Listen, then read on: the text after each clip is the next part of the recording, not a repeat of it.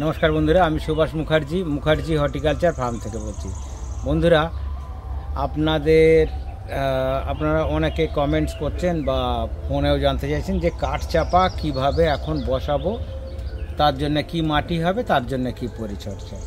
তো বন্ধুরা, আমি নার্সারিতে যেটা করি আমি সেটাই আপনাদের সাথে শেয়ার করছি। বন্ধুরা দেখুন, এই কাঠচাপাগুলো না, এই যে কাঠচাপাগুলো এতদিন কিন্তু পাতা ছিল না। ঠান্ডার পরে বসন্ত আসলে এদের পাতাগুলো সব পড়ে যায়।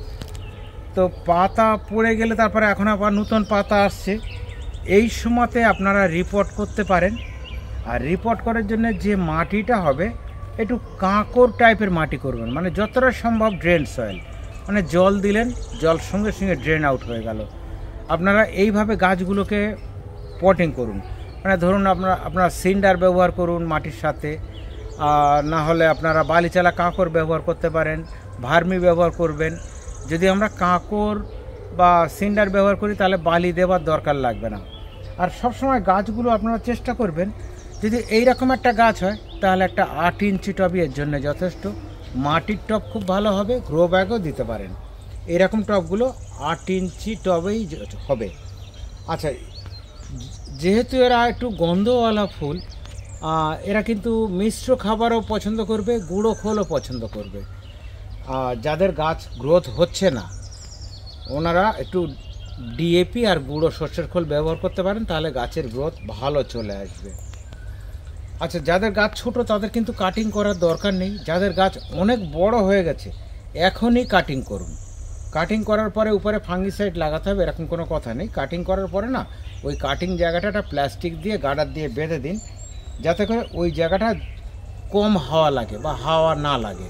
তাহলে দেখবেন গাছটা তাড়াতাড়ি গ্রোথ নিয়ে নেবে।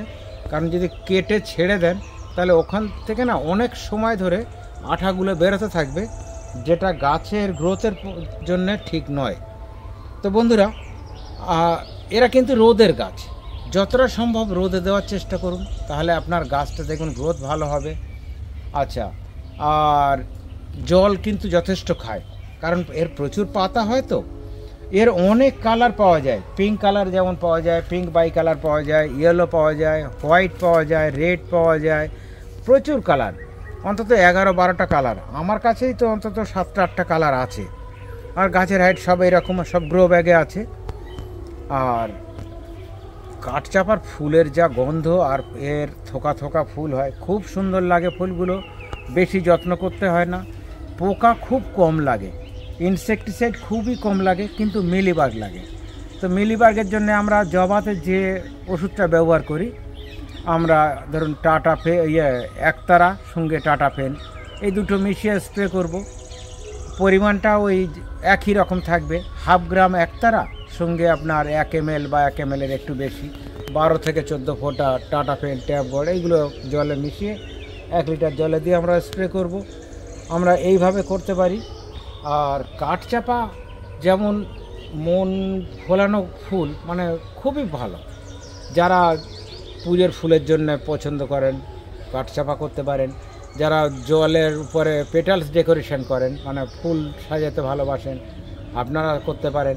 বা রঙের দিক থেকে বা গন্ধ হিসাবে, যত্ন তো লাগেই না, এগুলো খুব ভালো গাছ, এগুলো খুব ভালো। তো বন্ধুরা, এই কাঠচাপা করুন। কাঠচাপা আপনার ছাদ বাগানের আরও একটা নতুন আইটেম হবে।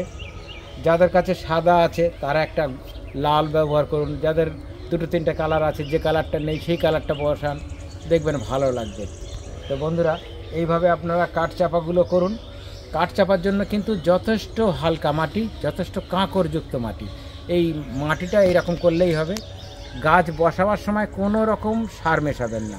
তাতে কি হয়, এই যে শিকড়গুলো, তো কাঠচাপার অনেক বেশি শিকড় কিন্তু যখন আমরা কিনি, নার্সারি থেকে হোক বা যেখান থেকে হোক কিনি, এগুলো কিন্তু অনেক পুরনো গাছ কেউ বিক্রি করে না, সবাই 1 বছর 1.5 বছরের গাছ বিক্রি করে। তো আমরা যখন সার দিয়ে গাছ বসাবো, ওই সারটা গাছ নিতে পারে না, কারণ শিকড় কম থাকে। তো আপনারা যখন রিপোর্টিং করবেন তখনও সার না দিলেই ভালো। গাছ রিপোর্ট করার পরে অবশ্যই খাবার দেবেন, 10 থেকে 15 দিন বাদে। আচ্ছা বন্ধুরা, আপনারা যারা রিপোর্টিং করবেন ঠিক করে রেখেছেন, রিপোর্টিংয়ের অন্তত 1 সপ্তাহ 10 দিন আগে না একে একটু ফিডিং করান, একটু হালকা করে খাবার দিন, তারপরেই রিপোর্ট করুন। তো বন্ধুরা, এইভাবেই গাছগুলো করুন। সবাই ভালো থাকবেন, সুস্থ থাকবেন, আমাদের চ্যানেলটাকে সাবস্ক্রাইব করবেন, মুখার্জি হর্টিকালচারের সাথে থাকবেন। আর কি নিয়ে ভিডিও করব অবশ্যই আমাদের কমেন্ট বক্সে এরকমভাবে লিখে জানান।